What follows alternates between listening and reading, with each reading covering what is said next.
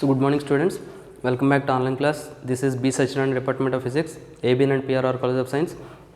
On unit 2 start చేసాం already 3 lectures మీకు upload చేశాను. నా 4th లెక్చర్ ఇన్ యూనిట్ 2 ఏంటంటే Heisenberg uncertainty principle. Scientist name Heisenberg's, Werner Heisenberg అనే సైంటిస్ట్. అండ్ అన్సర్టైనిటీ అంటే మీనింగ్ చెప్తాను, ఇతను చెప్పిన ప్రిన్సిపల్ ఏంటో ఒకసారి చూద్దాం. సో ఇక్కడ మనం మ్యాటర్ వేవ్స్ కాన్సెప్ట్ మనం మాట్లాడుకుంటున్నాం కాబట్టి మెటీరియల్ పార్టికల్ ఒక వేవ్ని ప్రొడ్యూస్ చేస్తుంది. అది మూవ్ అవుతున్నప్పుడు సర్టెన్ వెలాసిటీతో మూవ్ అవుతున్నప్పుడు that can produce a wave. That wave is called matter wave అనే కాన్సెప్ట్ మనం మాట్లాడుకున్నాం. అండ్ దానికి వేవ్ లెంత్ని కూడా డెరైవ్ చేసుకున్నాం. And Davis and Germer experiment కూడా మనం మాట్లాడుకున్నాం. ఏంటంటే ఎలక్ట్రానిక్ వేవ్ నేచర్ ఉందనే విషయాన్ని మనం కంక్లూడ్ చేసుకున్న ఎక్స్పెరిమెంట్ అది. డేవిస్ అండ్ జర్మర్ చేసిన ఎక్స్పెరిమెంటల్ ఫ్యాక్ట్ అది. సో అది కూడా మాట్లాడుకున్నాం. So coming to the Heisenberg's uncertainty principle. Werner Heisenberg in 1927 ఒక ప్రిన్సిపల్ని ప్రపోజ్ చేశాడు. ఈ principle direct consequence of the dual nature of the material పార్టికల్కి డ్యూయల్ నేచర్ ఉన్నది దానికి చెప్పడానికి డైరెక్ట్ కాన్సిక్వెన్స్. అంటే ఇది ఒక ప్రూఫ్ అనమాట. మెటీరియల్ పార్టికల్కి డ్యూయల్ నేచర్ ఉందని. అంటే డ్యూయల్ నేచర్ ఉంటుంది బట్ రెండు నేచర్స్ ఒకేసారి చూపించదు. మీనింగ్ అది రెండు నేచర్స్ ఒకేసారి చూపించదు. అంటే సర్టెన్ కండిషన్స్లో it can shows wave nature, in certain conditions it can shows particle nature.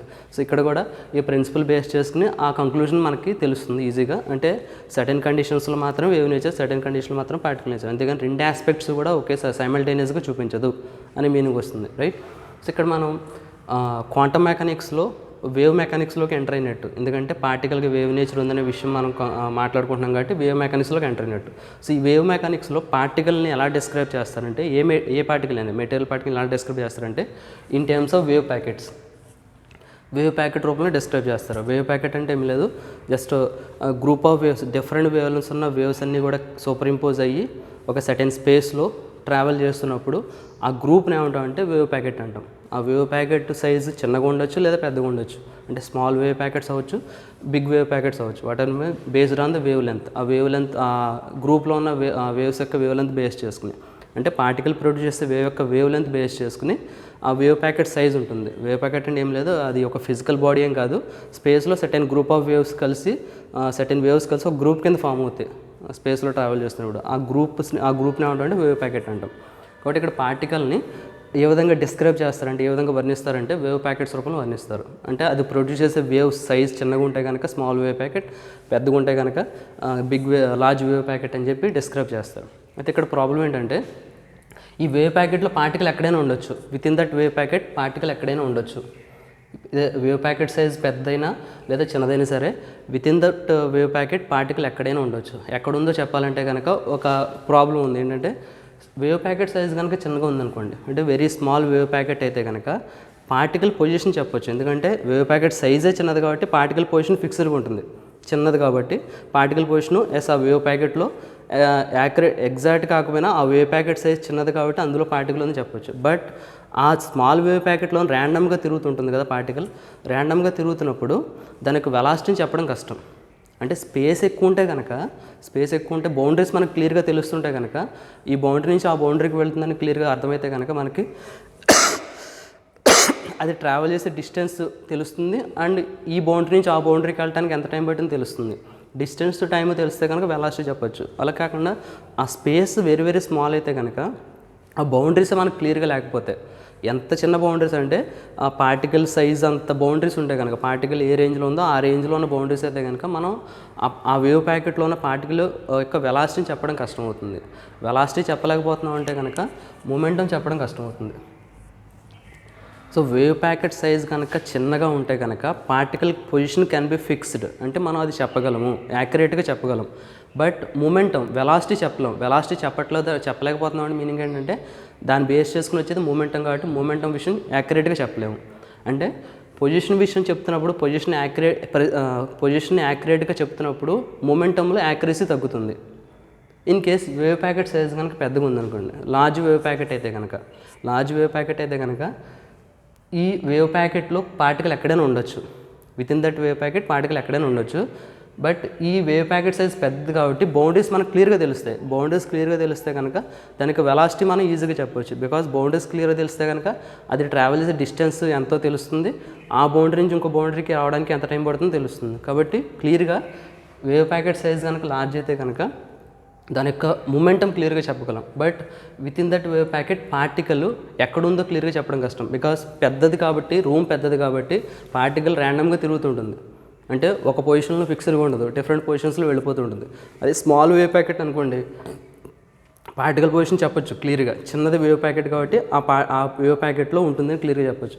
But ఈ వేవ్ ప్యాకెట్లో కూడా పార్టికల్ ఉంటుంది. బట్ ఏంటంటే స్పేస్ ఎక్కువ కాబట్టి ర్యాండమ్గా తిరుగుతుంటుంది. బట్ ర్యాండమ్గా తిరగడం వల్ల వెలాసిటీ చెప్పలేము అనే డౌట్ వస్తుంది మీకు. బట్ ఇక్కడ ర్యాండమ్గా తిరుగుతుందంటే ఈ వేవ్ ప్యాకెట్ సైజ్ పెద్దది కాబట్టి ఎంత ర్యాండమ్గా తిరిగిన బౌండరీస్ మనకు క్లియర్గా తెలుసు కాబట్టి దాని వెలాసిటీ ఈజీగా చెప్పొచ్చు. కాబట్టి వేవ్ ప్యాకెట్ సైజ్ చిన్నగా ఉన్నప్పుడు ఏది యాక్యురేట్గా చెప్పగలమంటే దాని యొక్క పొజిషన్ యాక్యురేట్గా చెప్పగలం. ఏది యాక్యురేట్గా చెప్పలేమంటే, దేని వాల్యూ యాక్యురేట్గా చెప్పలేమంటే, ఏ ఫిజికల్ ప్రాపర్టీ యాక్యురేట్గా చెప్పలేమంటే మూమెంటం యొక్క వాల్యూ యాక్యురేట్గా చెప్పలేం. అదే వేవ్ ప్యాకెట్ సైజ్ పెద్దగా ఉంటే కనుక ఏ ఫిజికల్ ప్రాపర్టీ యాక్యురేట్గా చెప్పగలమంటే మూమెంటంని యాక్యురేట్గా చెప్పగలం, పొజిషన్ యాక్యురేట్గా చెప్పలేం. అంటే ఇక్కడ ఏంటంటే ఒక ఫిజికల్ ప్రాపర్టీని యాక్యురేట్గా చెప్తున్నప్పుడు ఇంకొక ఫిజికల్ ప్రాపర్టీలో యాక్యురసీ తగ్గుతుంది. సో ఆ యాక్యురసీ తగ్గడాన్ని ఏమంటామంటే అన్సర్టానిటీ అంటాం. అన్సర్టానిటీ అంటే అనిశ్చితి, అంటే ఖచ్చితంగా చెప్పలేకపోవడం. ఒక పెయిర్ ఆఫ్ వేరియబుల్స్ తీసుకుంటాం, పెయిర్ ఆఫ్ ఫిజికల్ వేరియబుల్స్ తీసుకుంటాం. ఆ పెయిర్ ఆఫ్ ఫిజికల్ వేరియబుల్స్ ఇవే, పొజిషన్ అండ్ మూమెంటం. ఇవే ఎందుకు తీసుకున్నాం అంటే ఏ రెండు ఫిజికల్ వేరియబుల్స్ తీసుకుంటే టోటల్ సిస్టమ్ యొక్క మనం స్టేట్ని చెప్పగలమో ఆ వేరియబుల్స్ని ఏమంటే పెయిర్ ఆఫ్ వేరియబుల్స్ అంటాం. అటువంటి వేరియబుల్స్ ఈ రెండు, position and momentum. So position కనుక మనం యాక్యురసీగా చెప్తున్నప్పుడు ఎందులో అన్సర్టైనిటీ వస్తుందంటే మూమెంటంలో అన్సర్టైనిటీ వస్తుంది. మూమెంటం మనం యాక్యురసీగా చెప్తున్నప్పుడు దేంట్లో అన్సర్టైనిటీ వస్తుందంటే పొజిషన్లో అన్సర్టైనిటీ వస్తుంది. కాబట్టి వీటిని పెయిర్ ఆఫ్ వేరియబుల్స్ అంటాం. కాబట్టి ఎగ్జాక్ట్గా పార్టికల్ యొక్క పొజిషన్, మూమెంటం సైమల్టేనియస్గా ప్రిసైజ్గా మనం దాని వాల్యూస్ చెప్పడం కష్టం. ప్రిసైజ్గా అంటే ఖచ్చితంగా, సైమల్టేనియస్గా అంటే ఒకేసారి. అర్థమవుతుందా? సో పొజిషన్ వాల్యూ యాక్యురేట్గా చెప్తున్నప్పుడు దేంట్లో అన్సర్టైనిటీ వస్తుందంటే దాని యొక్క మూమెంటంలో అన్సర్టైనిటీ వస్తుంది ఈ కేసు తీసుకుంటే. అది ఈ కేసు తీసుకుంటే కనుక మూమెంటం యాక్యురసీగా చెప్పగలము. మూమెంటం యాక్యురసీగా చెప్పగలుగుతున్నప్పుడు పొజిషన్లో అన్సర్టైనిటీ వస్తుంది. ఎందుకంటే ఇక్కడ ఈ పెద్ద వేవ్ ప్యాకెట్లో పార్టికల్ ఎక్కడైనా ఉండొచ్చు, ఎక్కడ ఉంటుందో క్లియర్గా చెప్పడం కష్టం, ఎగ్జాక్ట్ పొజిషన్ చెప్పడం కష్టం. ఇది వెరీ స్మాల్ వేవ్ ప్యాకెట్ అనుకుంటే కనుక ఈ స్మాల్ వేవ్ ప్యాకెట్లో పొజిషన్ అనేది ఫిక్స్డ్గా ఉంటుంది. బట్ అందులో ర్యాండమ్గా తిరుగుతుంటుంది కాబట్టి దాన్ని క్యాచ్ చేయలేం, దాని యొక్క వెలాసిటీని క్యాచ్ చేయలేం. బట్ దాని యొక్క పొజిషన్ ఆ వేవ్ ప్యాకెట్లో వెరీ స్మాల్ వేవ్ ప్యాకెట్ కాబట్టి ఆ వేవ్ ప్యాకెట్లో ఉంటుంది. ఎందుకంటే ఆ వేవ్ ప్యాకెట్ సైజ్ చాలా చిన్నది కాబట్టి.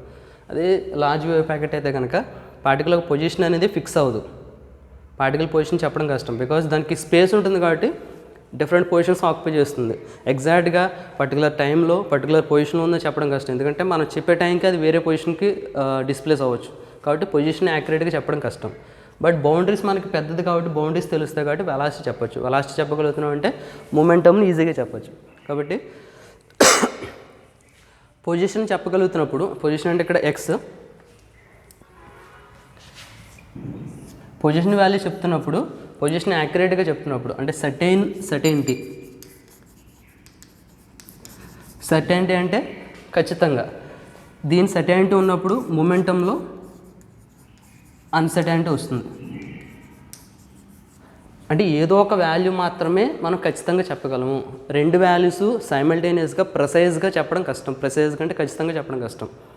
సో రెండు వాల్యూస్ ఒకేసారి, పొజిషన్ అండ్ మూమెంటం రెండు వాల్యూస్ కూడా ఒక అటామిక్ సిస్టమ్ యొక్క ఒక పార్టికల్ యొక్క పొజిషన్ కానీ మూమెంటం కానీ ఒకేసారి ఖచ్చితమైన వాల్యూస్ చెప్పడం కష్టం అవుతుంది. ఒక వాల్యూ చెప్పడంలో యాక్యురసీ ఉంటే కనుక ఆ యాక్యురసీ ఇంకొక వాల్యూ చెప్పడంలో అన్సర్టైనిటీని తీసుకొస్తుంది. అంటే పొజిషన్లో యాక్యురసీ మనం చెప్పగలిగితే కనుక మూమెంటంలో యాక్యురసీ ఉండదు, యాక్యురసీ తగ్గుతుంది. అదే మూమెంటంలో యాక్యురసీ మనం చెప్పగలుగుతుంటే కనుక పొజిషన్లో యాక్యురసీ తగ్గుతుంది. అంటే వాల్యూస్ చెప్పలేము కదా, యాక్యురసీ తగ్గుతుంది. ఓకేనా? అంటే ఒక వాల్యూ యొక్క యాక్యురసీని మనం చెప్తున్నప్పుడు ఇంకొక వాల్యూలో అన్సర్టైనిటీ వస్తుంది. అన్సర్టైనిటీ అంటే అనిశ్చితి, అంటే మనం క్లియర్గా చెప్పలేకపోవడం. ఆ రెండు పెయిర్ ఆఫ్ వేరియబుల్స్ ఏంటంటే ఒకటి పొజిషన్ అండ్ మూమెంటం. ఇక్కడ అన్సర్టైనిటీ అని పొజిషన్ని ఎలాగ ఇండికేట్ చేస్తారంటే మ్యాథమెటికల్గా డెల్టా ఎక్స్ అంటాం. అన్సర్టైనిటీ అని మూమెంటంని ఎలా ఇండికేట్ చేస్తారంటే డెల్టా బి అంటాం. దీనికి హైసెన్బర్గ్ మ్యాథమెటికల్గా ఒక రిలేషన్ డెరైవ్ చేశాడు. దానికి సంబంధించి బ్యాక్గ్రౌండ్ ఏమి ఇక్కడ మనకి సిలబస్లో ఉండదు, జస్ట్ డైరెక్ట్ ఈక్వేషన్ వేస్తాను ఇక్కడ. ఒక అర్థమైంది కదా? In quantum mechanics or in wave mechanics position, momentum ఆ రెండు వాల్యూస్ యాక్యురేట్గా చెప్పడం కష్టం.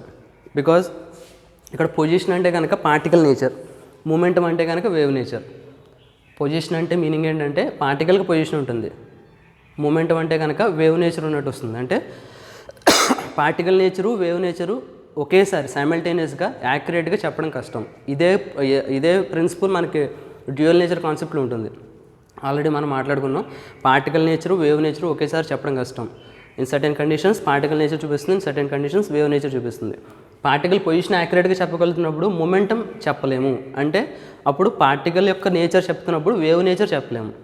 పార్టికల్ మూమెంటం చెప్తున్నప్పుడు పార్టికల్ యొక్క పొజిషన్ చెప్పలేం. అంటే వేవ్ నేచర్ గురించి చెప్తున్నప్పుడు పార్టికల్ పొజిషన్ చెప్పడం కష్టం అవుతుంది. అంటే పొజిషను మూమెంటం రెండు ఒకేసారి యాక్యురేట్గా చెప్పలేము. That is called Heisenberg uncertainty principal.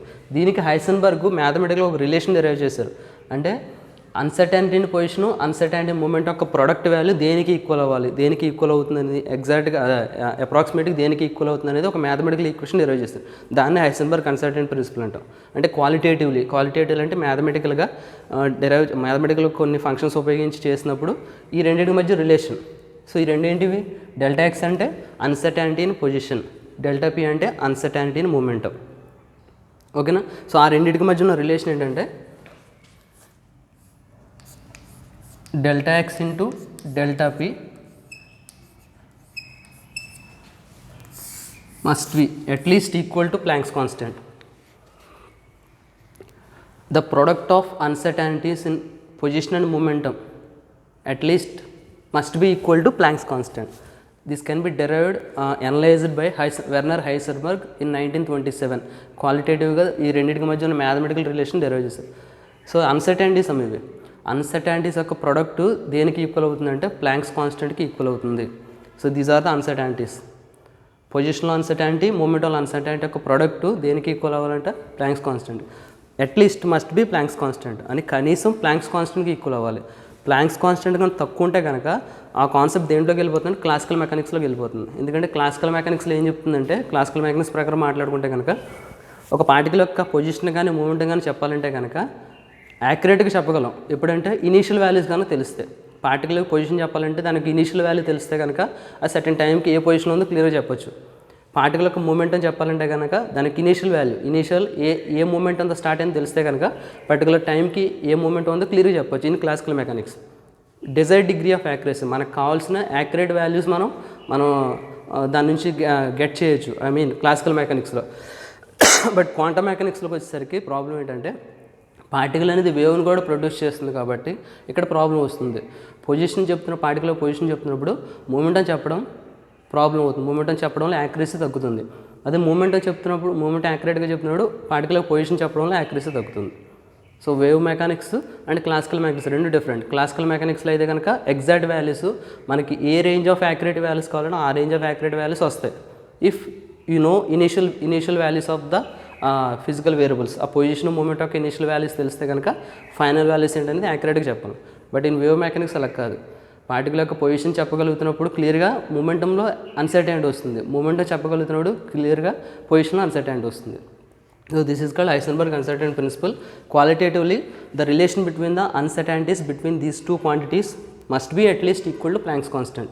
దీన్ని ఇంకా ఎగ్జాక్ట్ వాల్యూ కూడా డెరైవ్ చేశారు.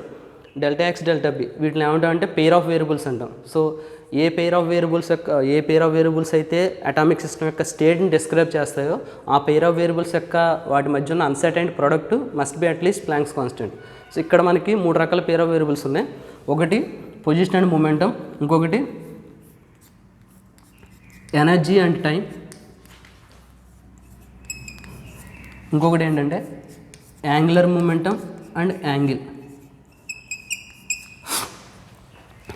This is one pair of variable x and p. This is another pair of variable energy and time. This is another pair of variable angular moment and angle. A pair of variables తీసుకుని ఏ పేర్ of variables అయితే ఒక atomic system యొక్క స్టేట్ని describe చేస్తాయో ఆ పేర్ of variables మధ్య ఆ పేర్ of variables యొక్క అన్సర్టైన్స్ ప్రోడక్ట్ వాల్యూ దేనికి ఈక్వల్ అవ్వాలంటే ప్లాంక్స్ కాన్స్టెంట్కి ఈక్వల్ అవ్వాలి. సో ప్రస్తుతం మనం మెయిన్ దీని మీద ఫోకస్ చేసి ఉంటాం. పొజిషన్ అండ్ మూమెంటం దానికి సంబంధించి ఎక్కువ మాట్లాడుకుంటాం మన సిలబస్లో. ఇవి కూడా అనదర్ పేర్ ఆఫ్ వేరియబుల్స్. వీటిని బేస్ చేసి కూడా సిస్టమ్ యొక్క స్టేట్ని డిస్క్రైబ్ చేయొచ్చు. Energy and time and angular momentum and angle వీటిని బేస్ చేసి కూడా ఒక అటామిక్ సిస్టమ్ యొక్క స్టేట్ని డిస్క్రైబ్ చేయాలి. స్టేట్ అంటే మీనింగ్ ఏంటంటే దాని పొజిషన్ ఏది, అంటే ఏ స్టేట్లో ఉంది, ఎనర్జీ ఎంత, మూమెంట్ ఎంత, వెలాసిటీ ఎంత, వాట్ ఎవర్ మేబీ ఆ సిస్టమ్ యొక్క స్టేట్, ఆ అటామిక్ సిస్టమ్ యొక్క స్టేట్ని డిస్క్రైబ్ చేయొచ్చు. అటువంటి పేర్ ఆఫ్ వేరియబుల్స్ ఇవి. So momentum and position and momentum, energy and time, angular momentum and angle. Okay, so this can be derived by Werner Heisenberg in 1927. The product of uncertainties between position and momentum must be at least equal to Planck's constant. వీటిని ఏమంటామంటే pair of variables that can be described the behaviour of the atomic system లేదా the state of the atomic system. Atomic system యొక్క స్టేట్ని describe చేసే పేర్ of variables అంటాం వీటిని. ఓకేనా? So దానికి సంబంధించిన స్టేట్మెంట్ అంతా కూడా మీకు మెటీరియల్లో నీకు సెండ్ చేస్తాను. అర్థమైంది కదా? సో దీన్ని డెరైవ్ చేసిన సైంటిస్ట్ ఎవరంటే వెర్నర్ హైసెన్బర్గ్. దీనికి ఎగ్జాక్ట్ స్టేట్మెంట్, దీని తర్వాత దీన్ని ఇంకా యాక్యురేట్గా డెరైవ్ చేసి ఫైనల్ ఈక్వేషన్ ఏంటంటే delta X into delta p the product of uncertainties between position and momentum is greater than or equal to h/4π or దీన్ని ఇంకో విధంగా ఇచ్చింటే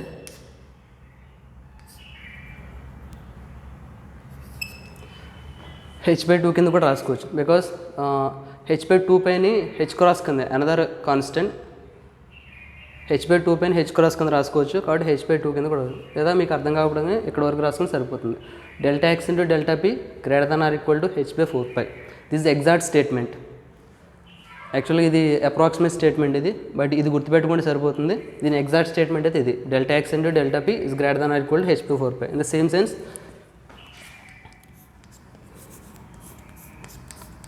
delta E into delta T is also greater than or equal to h/4π. Delta J into delta theta is also greater than or equal to h/4π. So this is the exact statement of the Heisenberg uncertainty principle. Okay, అర్థమైంది కదా? So ఇక్కడ మనం పార్టికల్ని ఎలా describe చేసుకుంటే wave packets రూపంలో describe చేసుకోవాలి. So wave packets రూపంలో describe చేసుకున్నప్పుడు స్మాల్ వేవ్ ప్యాకెట్స్ క్రియేట్ అవ్వచ్చు, లార్జ్ వేవ్ ప్యాకెట్స్ క్రియేట్ అవ్వచ్చు. When wave packet size is small, particle position మనం ఫిక్స్డ్ చెప్పగలం, యాక్యురేట్గా చెప్పగలం, బట్ మూమెంటంని యాక్యురేట్గా చెప్పలేం.